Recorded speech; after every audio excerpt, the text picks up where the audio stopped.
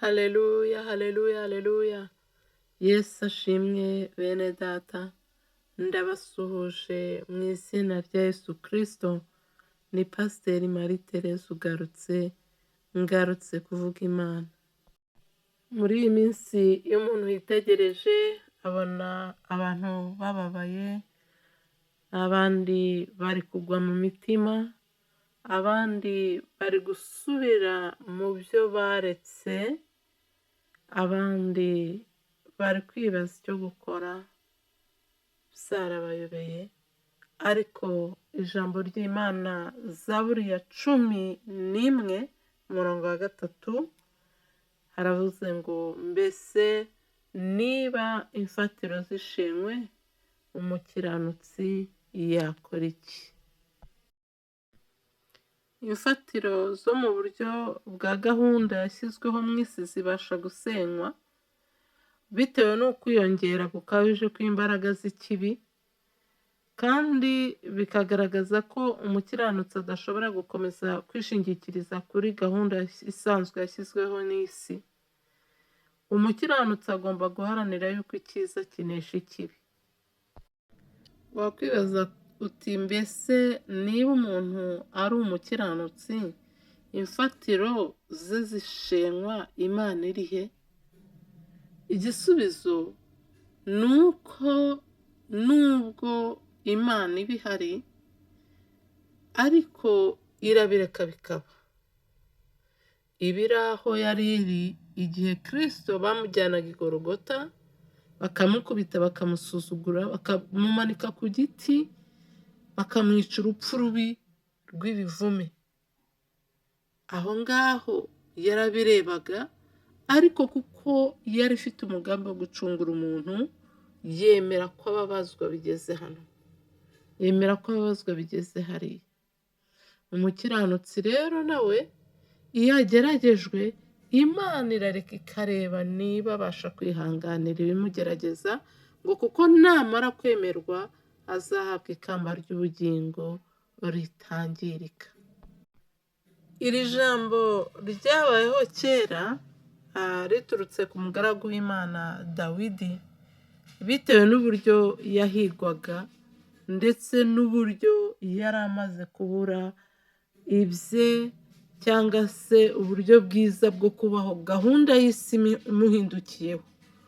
Ariko aribaza ngo mbese ko nizeye Imana nkakiranuka nkiri mu ishyamba, kugeza igihe Uwiteka Imana nkuye mu ishyamba akansukaho amavuta y'ubwami imbere y'abakuru banjye, abari barize igisirikare, abari bafite ibigango, abasore bari bafite ubwiza n'ubwema, Uwiteka Imana akansuka amavuta ku mutwe yo kunyimika imbere yabo, none nagamburuzwa nuko isi impindukiyeho, nyamara Imana yarampaye agaciro mu bantu. Aribaza ngo umukiranutsi yakora iki?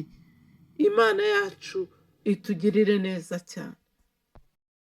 Umva ukuntu byagenze igihe Dawidi yari ariho ari mu ishyamba, atakibarwa mu bana ba Yesaya.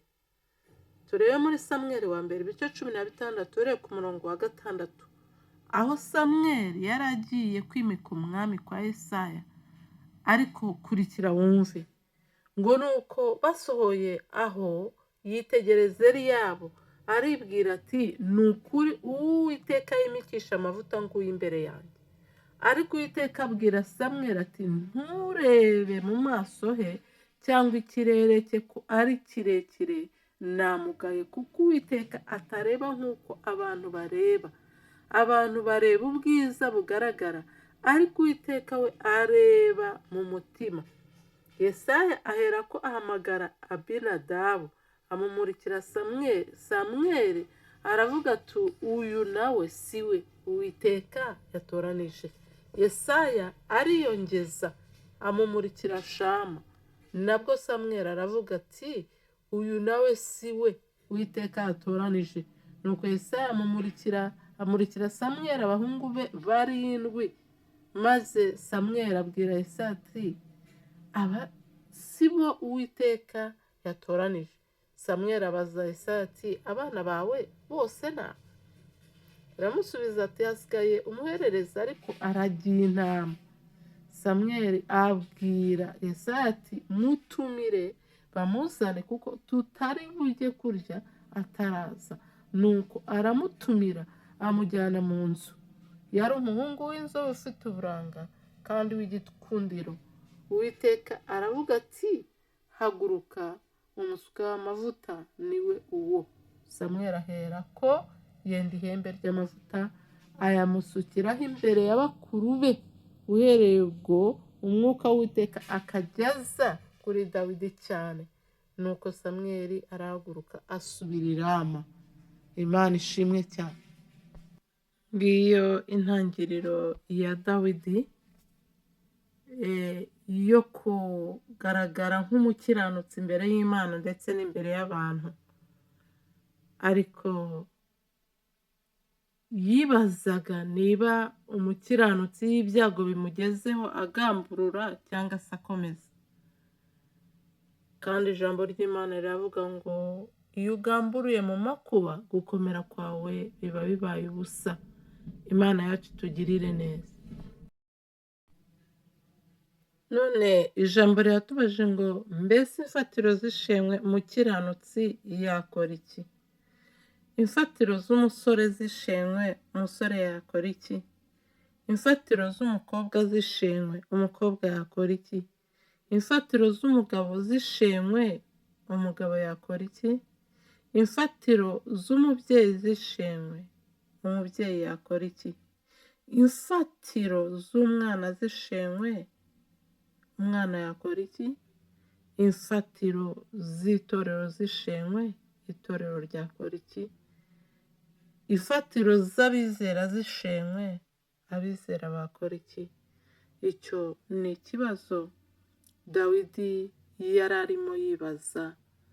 Ariko ijambo ry'Imana rifite ibisubizo Imana yagiye iteganya, kuko Imana iratuzi neza, izi imitima yacu, izi imyicarire yacu n'imihagurukire yacu, izi ko tujya tunanirwa ndetse kugeza n'aho umuntu ajya kugamburura. Harimo abagamburura bakabivamo burundu, ariko umukiranutsi yabwiwe neza ngo ntukagamburure kuko nugamburura gukomera kwawe bizaba bibaye ubusa.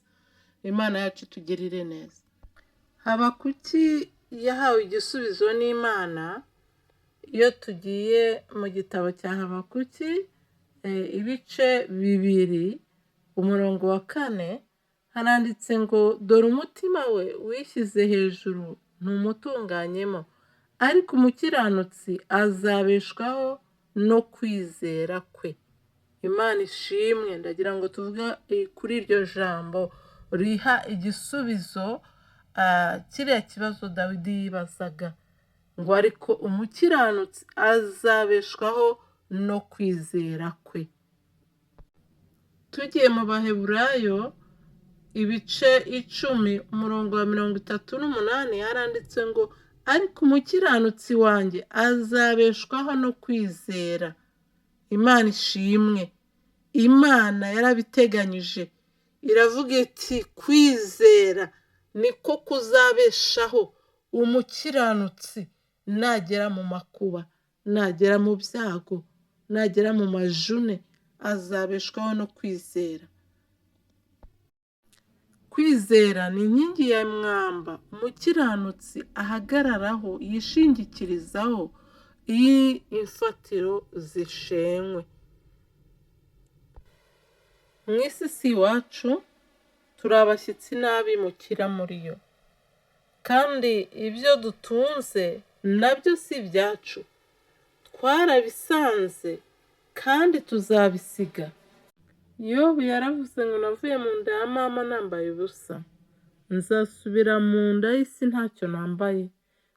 Ibyo byose nabihawe n'Uwiteka, none niwe ubyishubije, nashimwe. Kuri ayo magambo ya Yobu warenzaho iki? Ese hari umukiranutsi umurenze? hari uwamurushaga gukiranuka muri kiriya gihe cye, ariko yabonye yuko ibyo twishingikirizaho mu isi ari ubusa. Imana yacu twigishe cyane kandi duhugure, kandi uko ijambo Imana yarivuze kera, uko Imana yari iri kera, n'uyu munsi niko ikiri. Kandi yaravuze ngo ijambo ryayo ntirizakurwaho n'inyuguti n'imwe, cyangwa ngo ryongerweho n'inyuguti n'imwe. Iyo tugiye mu butumwa bwiza bwanditswe na Luka, ibice 21 ku murongo wa 33, haranditse ngo ijuru n'isi bizashira, ariko amagambo yanjye ntazashira na gato. Uwo ni Yesu wabivugaga. Bivuze ngo ijambo ry'Imana ntirizarangira, twebweho tuzarangira, tuzacyura igihe hano mu isi, ariko ijambo ry'Imana rizahoraho kuko niryo ryaremye iyi si, ni naryo rizayizinga nk'urupapuro, kandi ni naryo rizakomeza ubuzima bwa nyuma ya hano mu isi, ndetse no kugeza igihe isi nshya izazira, Imana izayishyiriraho. Imana yacu ihabwa icyubahiro cyane. Umukiranutsi azabeshwaho no kwizera, imfatiro ntizisenywa. Reka dufate urugero nanone rwa Yozefu.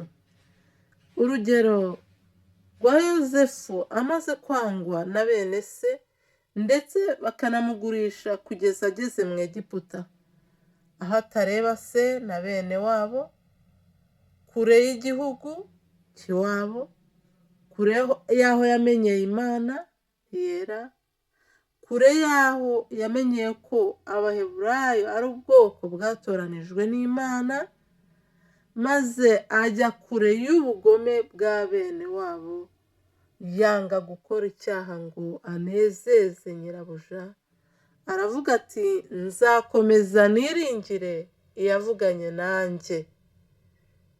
Nkiri muri kiriya gihugu cy'iwacu, hari ibyo Imana yambwiraga, hari amayerekwa nabonaga, rero nzakomeza nizere iyavuganye nanjye, kubera ko ijya ikurikirana ijambo ryayo ikarisohoza, irarikurikirana ikaririnda, kandi ikarinda n'uwo yaribwiye, kugira ngo izarisohoze mu maso y'abantu, bamenye ko burya cyagiye ari Imana yavuganaga nawe.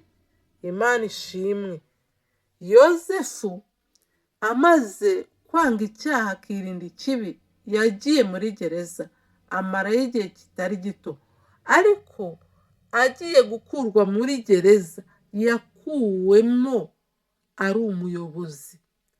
Yabaye umuyobozi akiri muri gereza, baragenda baramubwira bati sohoka muri gereza, ngo baramutunganya, baramwogosha, baramwambika ngo aze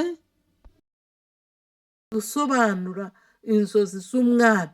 Imana yari yamaze kwanzura yuko yabaye umuyobozi ataranabimenya. Amaze gusobanura nibwo yahawe kuba uwa kabiri ku mwami. Imana itugirire neza cyane.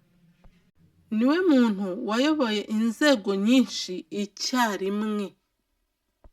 Kubera Imana ashingwa ububanyi n'amahanga, ashingwa ubucuruzi, ashingwa ubuhinzi, ashingwa ibintu byinshi byo mu gihugu, ngo kugeza igihe yaguriye ubutaka bwose bwa Egiputa, abugurira umwami, agatanga ibiryo, ubutaka bukaba ubw'umwami.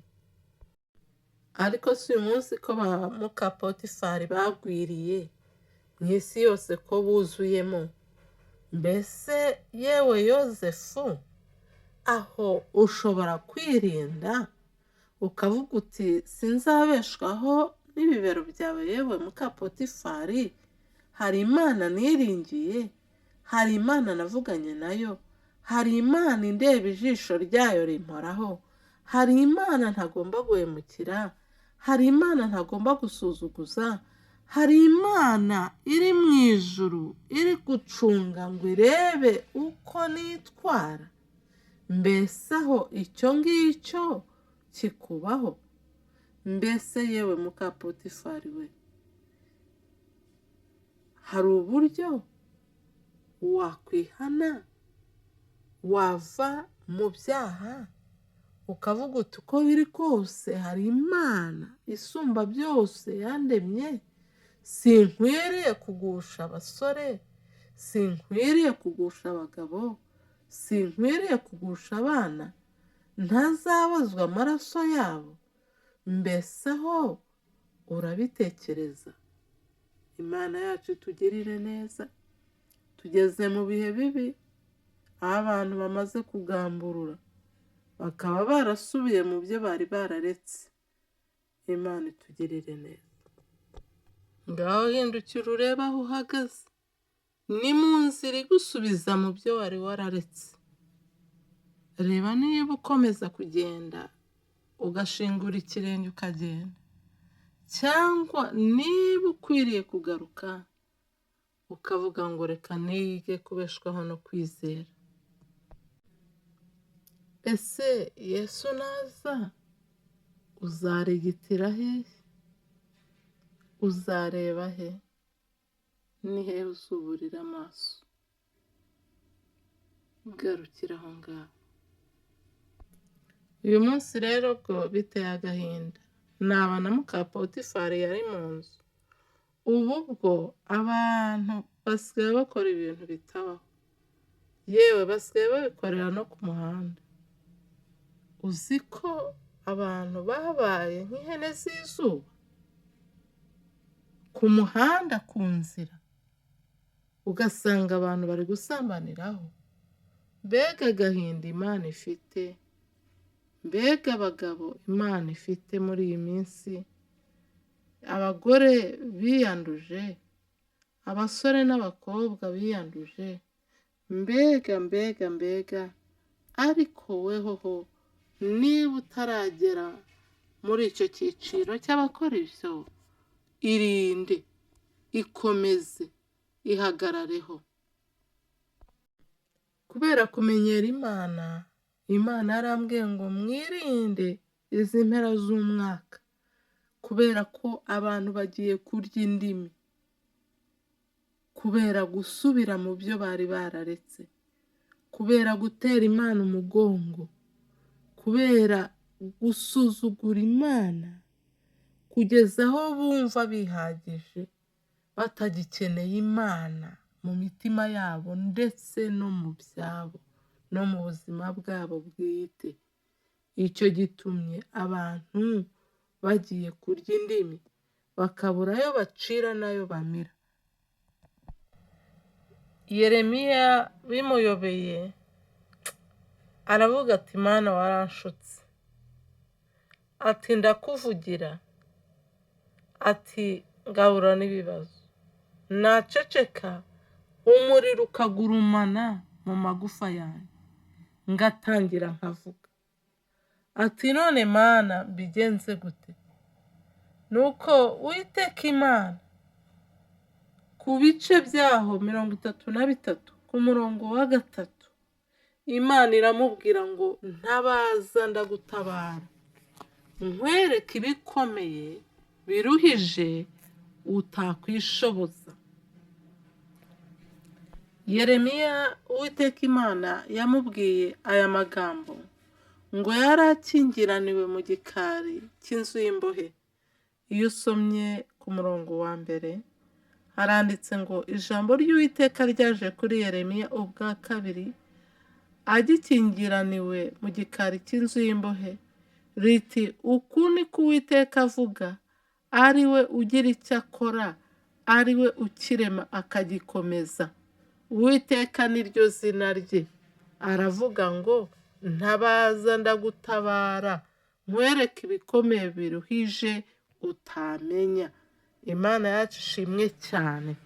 Yeremiya umunyururu umuriye, gereza imukanze, aravuga ati Mana ndabigira gute? Ariko Uwiteka aravuga ngo ndi Uwiteka, ni njyewe ugira icyo nkora, ni nanjye ugira icyo ndema nkagikomeza. Rero wikwiganyira, wisuze umutima, wibabazwa n'uko uri mu nzu y'imbohe, ahubwo tabaza kuko ndagutabara. Erega hari n'ibindi bikomeye utazi. Imana itugirire neza. Hari igihe umuntu aba akingiraniwe mu gahinda k'imfatiro ze zasenyutse. Hari igihe umuntu aba akingiraniwe mu byago. Hari igihe umuntu aba akingiraniwe mu maganya. Hari igihe umuntu aba akingiraniwe mu nzara. Hari igihe umuntu aba akingiraniwe muri gereza y'ubukene. Hari igihe umuntu noneho aba akingiraniwe muri gereza ikomeye iruta izindi zose yitwa kutizera. Kutizera ni gereza ikomeye iruta uburemere n'ubunini inkike z'i Yeriko Abisiraheli barebaga bakavuga bati izi nkike tuzazisenya bigenze gute? Ariko Imana ibwira Abisiraheli ngo nimwicecekere, mwebwe muzenguruke 7. Muzazenguruka iminsi 7, muzenguruka umunsi umwe mucecetse. Kuvuga ku munsi muzazenguruka inshuro imwe, mutuje mucecetse, ucece. Hanyuma mubikore iminsi 7. Ku munsi wa 7 muzazenguruka 7, kandi ku nshuro ya 7 niho muzavuza amakondera. Niho noneho nzakora igitangaza. Haleluya! Imana yacu ishimwe. Nibwo muzamenya ko ndi Imana iri kumwe namwe. Ngo nuko ku nshuro ya 7 nibwo Imana yakoze igitangaza. Ngo nuko inkike z'i Yeriko ziraritagurika. Imana yari yababwiye ngo buri wese yinjirire imbere ye. Imana ishimwe. Ntabwo Imana iyobewe ibikugose. Ntabwo Imana iyobewe ibikugoye. Ntabwo Imana yananiwe kubigukiza. Ntabwo Imana yananiwe kubikuraho. Tujya ducika intege, tukabona Imana iratinze, tukavuga se ngo bizarangira ryari?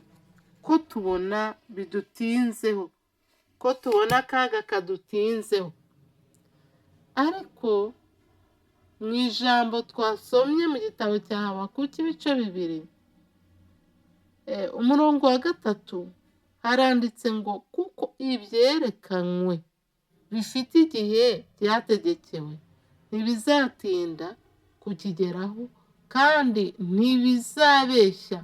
Nawe byatinda ubitegereze, kuko kuza ko bizaza ntibizahera. Ijambo ry'Imana ni ryo kwizerwa, ntiribeshya. Umuririmbyi yuzuye umwuka yararirimbye ngo guma ku birindiro, ugume ku gicaniro, imirindi y'umwami ndayumva mu mwuka. Bisobanure ngo guma mu kwizera, ugume mu masengesho, ugume mu gusaba Uwiteka Imana gutabarwaho. Naho kwatinda, humura ntabwo kuzahera. Imana izakurikirana ijambo yavuganye nawe, hanyuma iririnde nawe kurinde, kugira ngo izarisohoze mu maso ya benshi, bazamenye ko Uwiteka ari we Imana, bazamenye ko Uwiteka ari umukozi w'umuhanga, bazamenye ko Uwiteka icyo yavuze no kugikora aragikora, kuko niwe umenya byose kandi niwe ukora byose mu gihe gikwiriye. Hari ubwo Satani atuzanira uduhenda abana, nuko umuntu agatangira gushakisha ibyo yakwishingikirizaho, akareba umuntu akavuga ati ariko runaka wamwegera hari icyo yamufasha, akavuga ati kandi pe ndi kumva ari byo, ndetse akagerageza no kubikora, ariko yamara kumwegera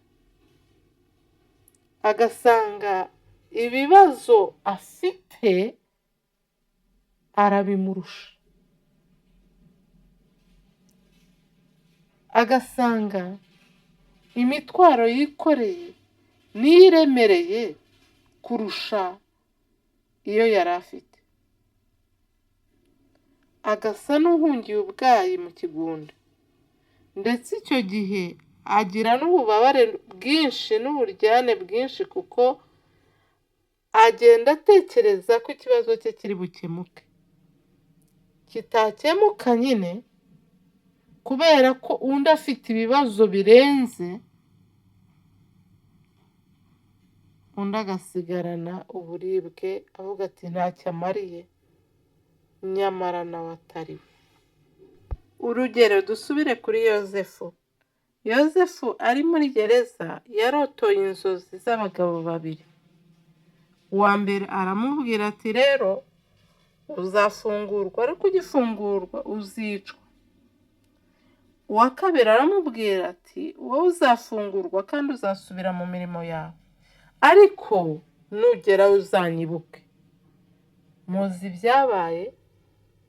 Umugabo yaragiye kuko asubizwa mu mirimo ye, arangije aragenda yibagirwa Yozefu pe, aramwibagirwa habe no kwibuka byibuze ngo amushyire irobe ry'umunsi umwe. Ariko mu gihe cy'Imana, haleluya, ya Mana ikurikirana ijambo ryayo kugira ngo irisohoze, ya Mana itajya yibagirwa umunsi n'isaha yasezeranijeho umuntu, niyo yatumye Yozefu aho yari ari mu nzu y'imbohe akurwamo, kuko yateje ikibazo ibwami. Umwami agira ikibazo cy'iyerekwa yagize, cy'inzozi yagize, abakonikoni n'abandi bose habura n'umwe ubisobanura. Nibwo noneho Imana yanyuze muri wa mugabo warotorewe inzozi na Yozefu, ahita yibuka kubita agatima ku nzozi yarotorewe na Yozefu, aravuga ati ariko muri gereza harimo umugabo wandotoreye inzozi nari narose hamwe na mugenzi wanjye, kandi ibyo yatubwiye byose uko yabivuze niko byabaye. Ati rero uwo nguwo yadufasha kumenya ibi bihishwe. Umwami kenyera vuba nona hita ugenda umuzane. Ngo bamuhubura muri gereza, barangije baramutunganya, atazi ibijya imbere, atazi epfo na ruguru. Agiye kubona baramwogosha, baramwuhagira, barazana imyenda myiza kugira ngo aseruke imbere y'umwami, baramushoreye bati ngwino imbere y'umwami. Nuko yibona ageze imbere y'umwami, niko yarotoye za nzozi. Wumvise aho Imana inyuze ibintu byayo? Yishingikirije ku muntu, ariko Imana yo yari ifite isaha yayo. Umuntu ntiyagira icyo amumarira, kuko umuntu ni umuntu, turi abanyantege nkeya, hari ibyo tudashobora, hari n'ibyo twirengagiza kandi tubishoboye tukareka kubikora kubera ko turi abantu. Niko dukoze, niko turemye. ariko Imana ntijya yirengagiza umuntu wayo. Niyo mpamvu ariyo dukwiriye kwizera yonyine. Icyo nkundira Imana ni uko ijya itwihanganira no mu mafuti yacu, ariko Imana nyir'ijuru n'isi itwigishe gukiranuka kandi itwigishe kugira ngo igihe imfatiro zishenywe tujye tugumana ukwizera. Saba Imana ikongerere kwizera, saba Imana ikongerere gukiranuka, saba Imana ikongerere urukundo, saba Imana ikongerere uburyo bwiza bwo kuyikorera n'uburyo bwiza bwo kugendana nayo, kugira ngo iminsi yawe izabe iminsi inezeza Imana ukiri mu isi. Imana y'amahoro ibane namwe.